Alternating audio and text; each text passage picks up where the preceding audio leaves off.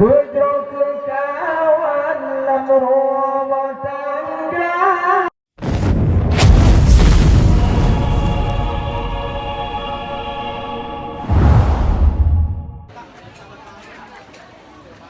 Puja ke Allah yang wujud Adam serta pasangan Siti Hawa. Di sini nyata pun kejadian asal mulaan umat manusia. Allah mempujud segenap insan memacam ragam berbeda rupa, menciptai nom jodoh menagam. Bujro kawan lam rumah tangga, menciptai nom jodoh menagam. Bujro kawan lam rumah tangga. Puja ke Allah yang penjara Adam serta pasangan dan Siti Hawa. Di sini nyata pun kejadian asal mulaan umat manusia.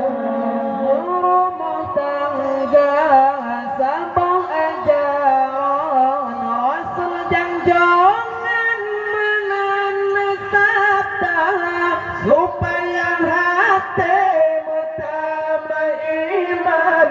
Nafsungan syaitan boleh digoda supaya hati bertambah iman. Nafsungan syaitan boleh digoda.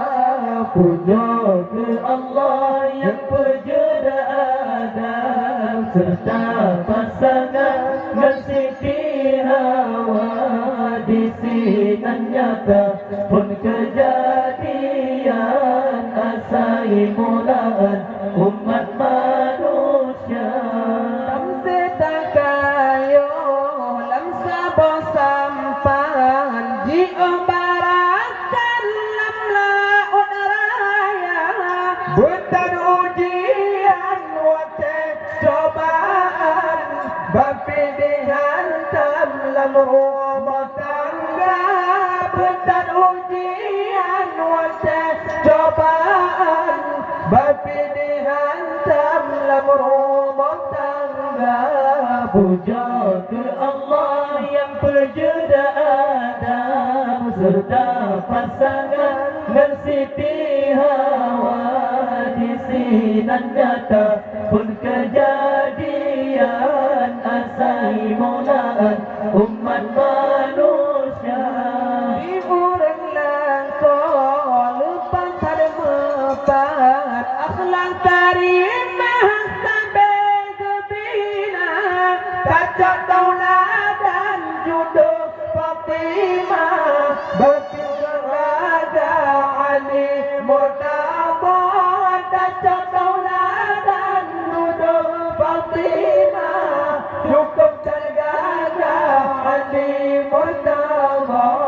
Puja ke Allah yang penjara Adam serta pasangan dan Siti Hawa. Di sini nyata pun kejadian asal mula